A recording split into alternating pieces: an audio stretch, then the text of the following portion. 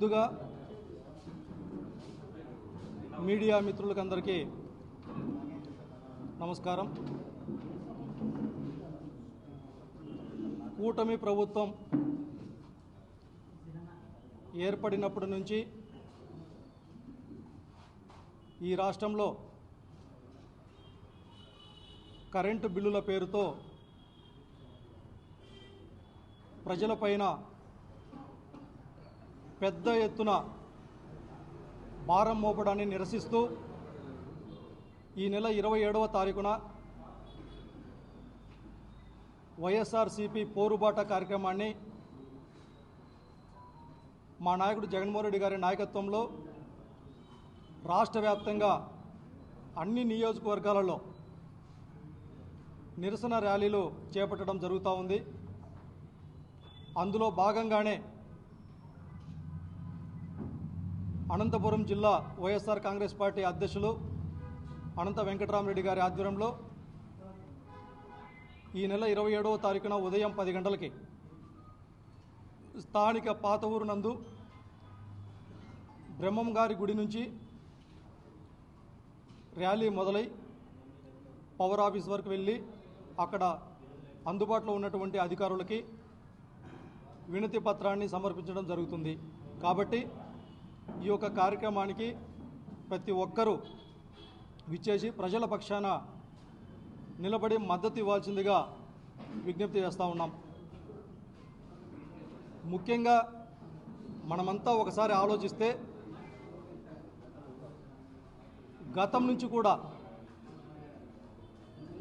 చంద్రబాబు నాయుడు గారికి పేద మధ్యతరగతి ప్రజలన్నా చాలా చాలా చిన్న చూపుగా ఆయన యొక్క ఆలోచన విధానం కావచ్చు, ఆయన యొక్క పరిపాలన కావచ్చు గతంలో మనమంతా చూశాం. దానికి ఉదాహరణ గతంలో కూడా దివంగత నేత డాక్టర్ వైఎస్ రాజశేఖర రెడ్డి గారు ఉచిత విద్యుత్ పథకాన్ని ప్రవేశపెట్టాలి అనే నిర్ణయం తీసుకున్నప్పుడు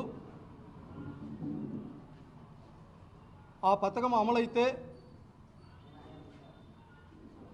కరెంటు తీగల పైన బట్టలు ఆరేసుకోవాలని చెప్పేసి ఎద్దేవా చేసినటువంటి పెద్ద మనిషి చంద్రబాబు నాయుడు గారు.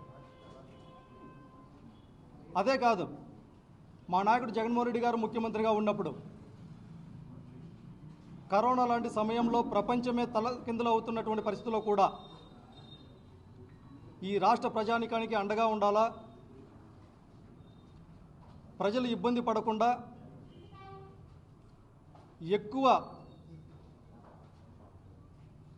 ఎటువంటి పరిస్థితుల్లో కూడా పన్నుల రూపంలో ప్రజలపైన రుద్దకూడదు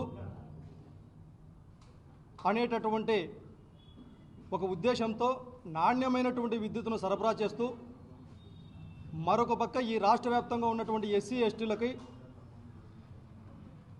200 యూనిట్ల వరకు ఉచిత కరెంటు పథకాన్ని అమలు చేసినటువంటి గొప్ప చరిత్ర జగన్మోహన్ రెడ్డి గారిది. మరి ఈరోజు చూస్తూ ఉన్నాం,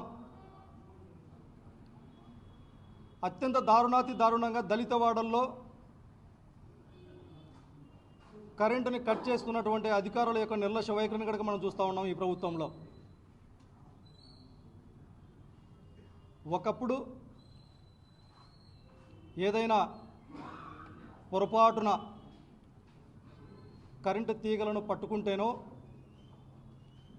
దాన్ని టచ్ చేస్తేనో షాక్ కొట్టేటటువంటిది.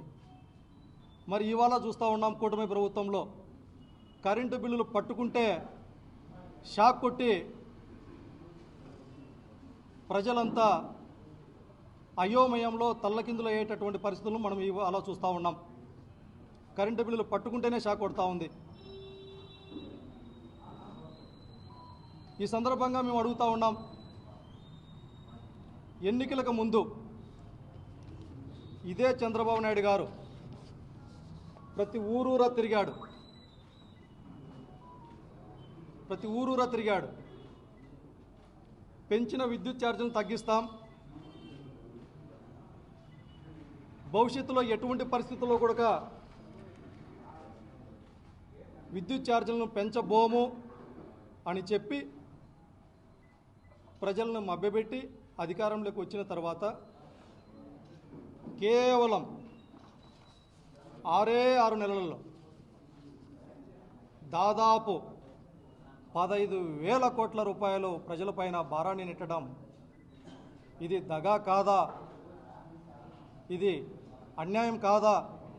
ఇది మోసం కాదా చంద్రబాబు గారు అనేసి ఈ సందర్భంగా ప్రశ్నిస్తూ ఉన్నాం. ఇదే కాదు, రాష్ట్ర రహదారుల్లో టోల్ గేట్ ఛార్జీలను పెంచుతూ ఉన్నారు. అతి త్వరలో భూముల రిజిస్ట్రేషన్ విలువలను పెంచుతూ ఉన్నారు, రిజిస్ట్రేషన్ ఛార్జీలను పెంచుతూ ఉన్నారు. ఒక పక్కేమో వేలాది కోట్ల రూపాయలు పన్నుల రూపంలో ప్రజలపైన నెట్టుతూ, మరొక పక్క కేవలం ఈ 6 నెలల్లోనే 75,000 కోట్ల రూపాయలని అప్పుల రూపంలో తీసుకొని వచ్చినాడు. మరి వేలాది కోట్లు అప్పుల రూపము, వేలాది కోట్లు పన్నుల రూపంలో ఉన్నప్పటికీ కూడా చెప్పినటువంటి సూపర్ సిక్స్ హామీలు లేవు, అమలు లేవు, సంక్షేమ పథకాలు లేవు, అభివృద్ధి లేదు.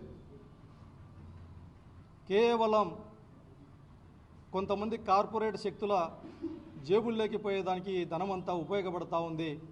దీన్ని తీవ్రంగా ఖండిస్తూ ఉన్నాం వైఎస్ఆర్ కాంగ్రెస్ పార్టీ తరఫున. ఈ సందర్భంగా ఒక్కసారి ఈ రాష్ట్ర ప్రజలందరూ ఆలోచించాల్సిందిగా విజ్ఞప్తి చేస్తూ ఉన్నాం. మా నాయకుడు జగన్మోహన్ రెడ్డి గారు ముఖ్యమంత్రిగా ఉన్నప్పుడు గ్రామ స్వరాజ్యాన్ని తీసుకొని వచ్చి ప్రజల యొక్క జీవన ప్రమాణాలను పెంపొందించేదానికి అడుగులు ముందుకేసి సచివాలయాలు, ఆర్బీకే సెంటర్లు, విలేజ్ క్లినిక్లు ఈ భారతదేశ రాజకీయ చరిత్రలో ఎక్కడ లేనటువంటి విధంగా